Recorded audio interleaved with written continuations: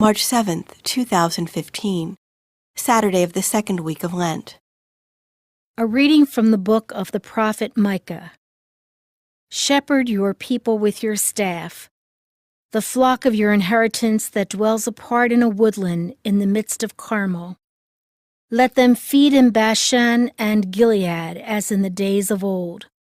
As in the days when you came from the land of Egypt, show us wonderful signs. Who is there like you, the God who removes guilt and pardons sin for the remnant of his inheritance, who does not persist in anger forever, but delights rather in clemency, and will again have compassion on us, treading underfoot our guilt? You will cast into the depths of the sea all our sins. You will show faithfulness to Jacob and grace to Abraham, as you have sworn to our fathers from days of old. The word of the Lord. The response is, "The Lord is kind and merciful."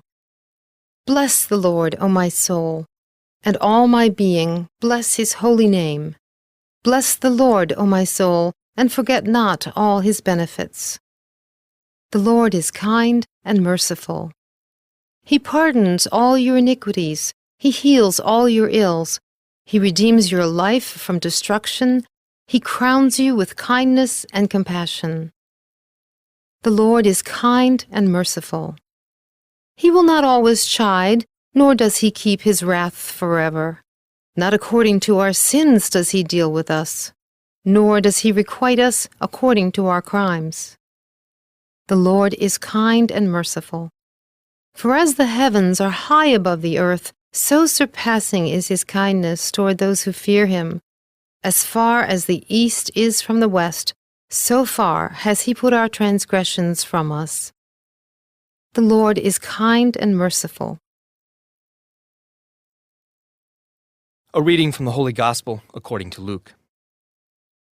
Tax collectors and sinners were all drawing near to listen to Jesus. But the Pharisees and scribes began to complain, saying, "This man welcomes sinners and eats with them." So to them Jesus addressed this parable. A man had 2 sons, and the younger son said to his father, "Father, give me the share of your estate that should come to me." So the father divided the property between them. After a few days, the younger son collected all his belongings and set off to a distant country, where he squandered his inheritance on a life of dissipation.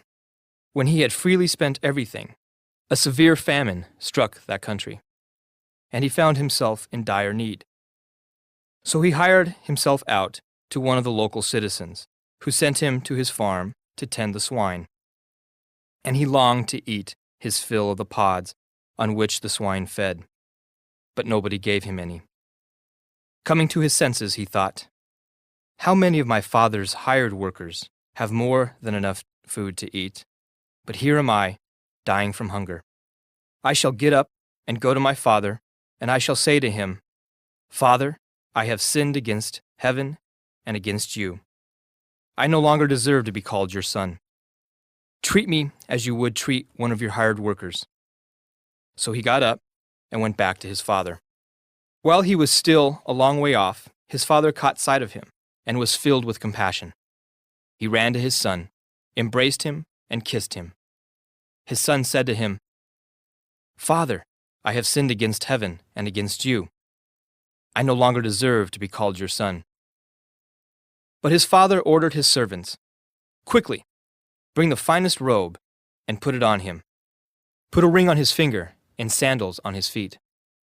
Take the fattened calf and slaughter it.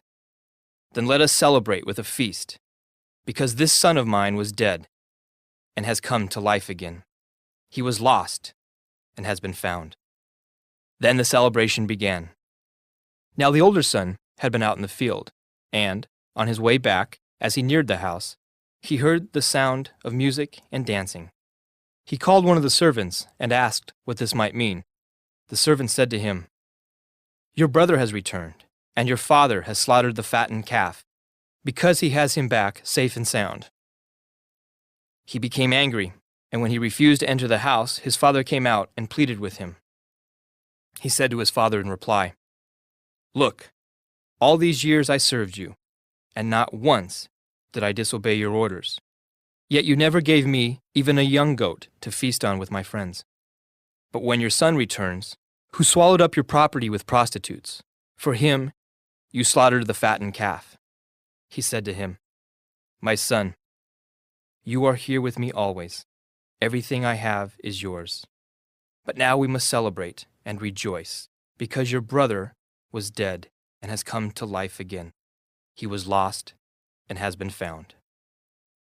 The Gospel of the Lord.